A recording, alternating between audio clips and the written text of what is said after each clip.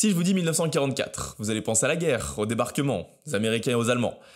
Mais si je vous dis 1944 en Formule 1, bien vous devez penser à la naissance de François Sever. Bah oui, rien de plus logique. Laissez-moi vous raconter l'histoire de celui à qui la mort ne faisait pas peur, celui que l'on pensait immortel. Bienvenue dans ce nouvel épisode des Français de la Formule 1. C'est parti.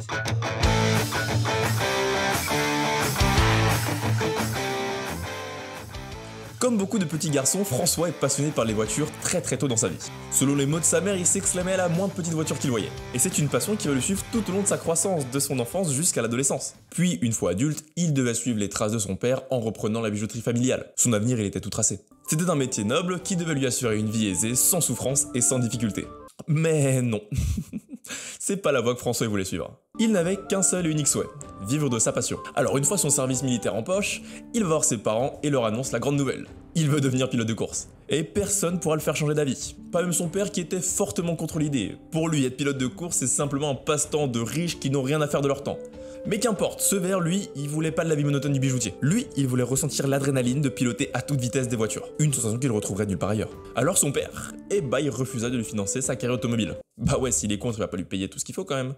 Donc ça coûte cher. Mais est-ce que c'est un problème pour François? Partir seul à l'inconnu, seul maître de son destin? Eh bien pas du tout. C'est simplement le début de son aventure.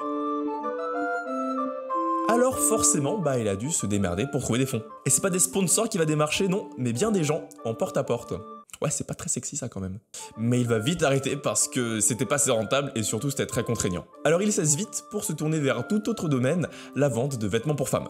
Il va donc prendre un rôle de représentant dans un petit atelier qui ne connaît pas un très grand succès, et à l'aide de ses amis, ils remettent l'atelier sur pied en s'impliquant directement dans la sélection des tissus, à la confection des vêtements, à la sélection des modèles, bref, ils vont tout gérer.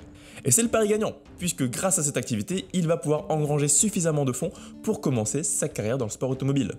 Mais ce n'est pas en Formule 1 qu'il va débuter, loin de là. C'est en France, au circuit Manicourt, où il va participer à ce que l'on appelait à l'époque le vol en chaîne. Il s'agissait d'un cours de pilotage visant à détecter les talents français de demain. Et à la clé, les portes de la Formule 3 pour l'heureux élu. Autant dire que ça aide quand même pas mal. Il commençait par centaines, puis au fur et à mesure des séances, seuls les meilleurs restaient. À la fin, il n'était plus que 7. Autant dire qu'il fallait être sacrément bon pour arriver jusqu'au bout. Sever fera partie de ces 7 derniers et par décision du jury, c'est lui qui remporta le vol en chaîne. C'est-à-dire la possibilité de courir une année en Formule 3. Donc ça y est, 1967 sera sa première année dans le sport automobile.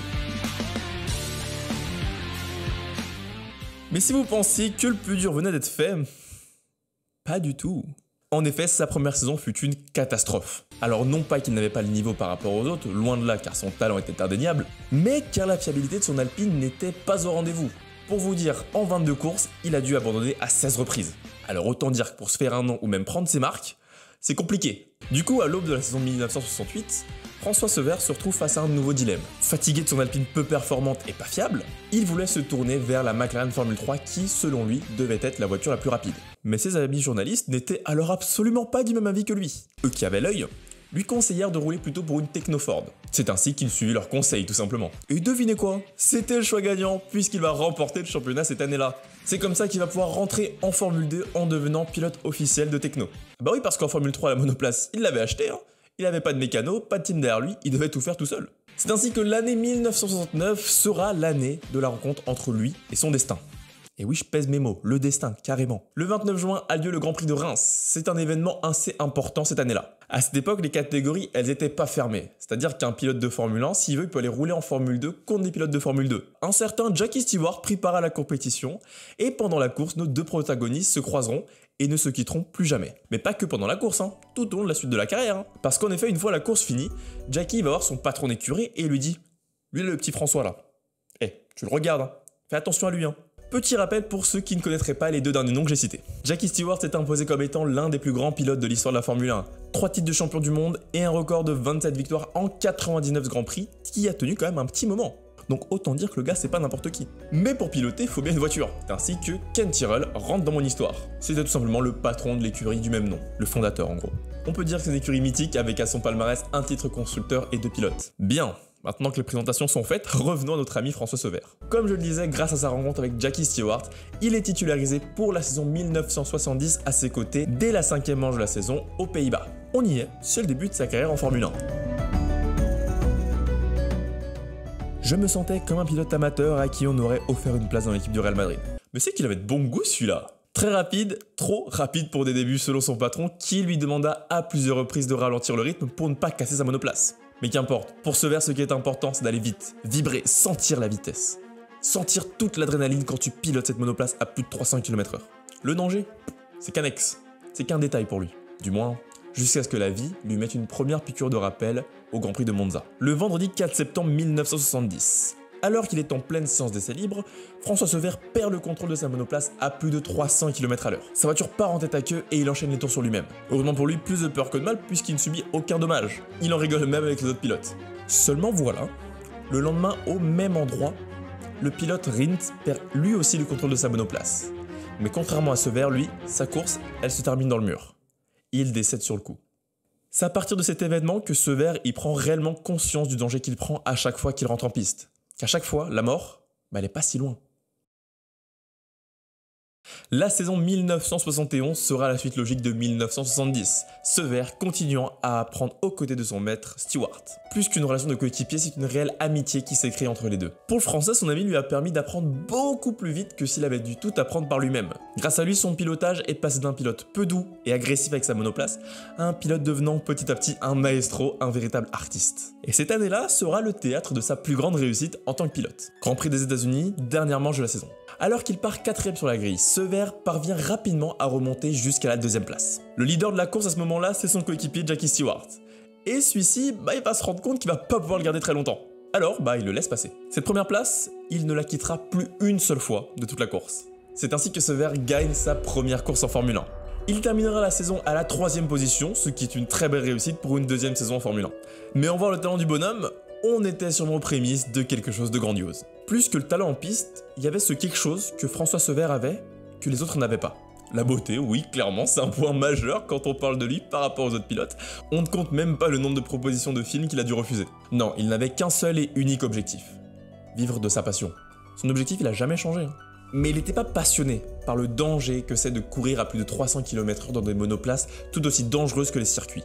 Parce que, au contraire, contrairement à ses compatriotes plus âgés, lui, il est très alerte sur les sujets d'actualité. Il est très en faveur de la sécurité sur la piste et sur la route. Il était également doté de ce qu'on appelle l'humilité, chose qui manque à certains pilotes aujourd'hui. Au cours des longues interviews que j'ai pu écouter de lui, il y avait ce respect à Jackie Stewart, qui sans lui, tout cela ne serait jamais arrivé. Ou bien encore quand il parle de Jean-Pierre Beltoise, son beau-frère, qui selon lui aurait dû gagner sa course en Formule 1 bien avant lui, parce qu'il méritait bien plus. Il avait en quelque sorte toujours les pieds sur terre. Quand on lui demandait qu'est-ce que ça fait d'être une personne célèbre à cet âge-là, il répondait ceci.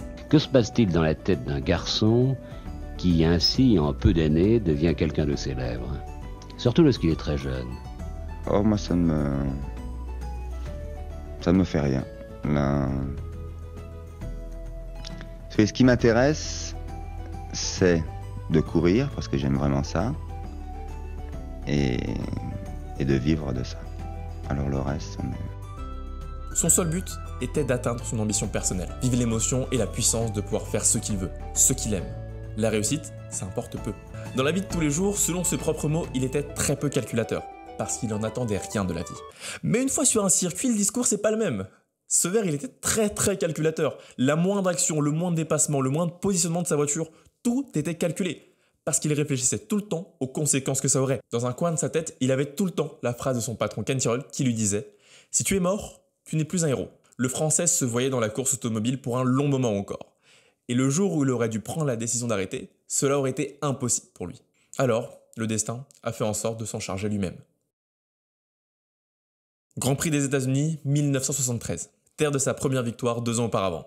Cette saison verra son coéquipier Jackie Stewart être titré pour la 3e fois, la dernière en carrière puisqu'à la fin de la saison, il prendra sa retraite. L'an prochain, Cevert sera donc le pilote numéro 1 de l'écurie. La boucle sera bouclée. Après 3 ans d'apprentissage, il aura à son tour toutes les cartes en main pour devenir champion du monde. À la mort de ce dernier week-end de la saison, Cevert se place 3e. Et la 2e place derrière son coéquipier Jackie Stewart est toujours en ligne de mire, elle est toujours possible. Pour cette dernière séance de qualification de l'année, Cevert s'est fixé un objectif, partir en pole position. Ça serait sa première. Ainsi, en fin de séance, il part pour un tout dernier run. Et à ce moment-là, le monde de la Formule 1 ne le savait pas encore, mais il s'agissait de la dernière fois où François Cevert prenait la piste. Après avoir perdu le contrôle de sa monoplace dans des circonstances qui resteront à jamais mystère, Cevert termine sa route dans le mur, celui que l'on croyait immortel, venait de partir. Est-ce que vous pensez, François Sever, qu'on peut également en mourir? Bien sûr, c'est le risque numéro 1. C'est un pari dangereux. C'est pas un pari, c'est un choix. C'est un choix que j'ai fait parce que il y a 2 solutions pour moi. Ou je cours en prenant le risque et je fais ce qui me plaît, ou je ne cours pas et je vis une vie qui m'intéresse pas du tout. Alors, ça ne me préoccupe pas du tout, j'y pense même pas. Le choix est fait au départ et puis la ligne est tracée.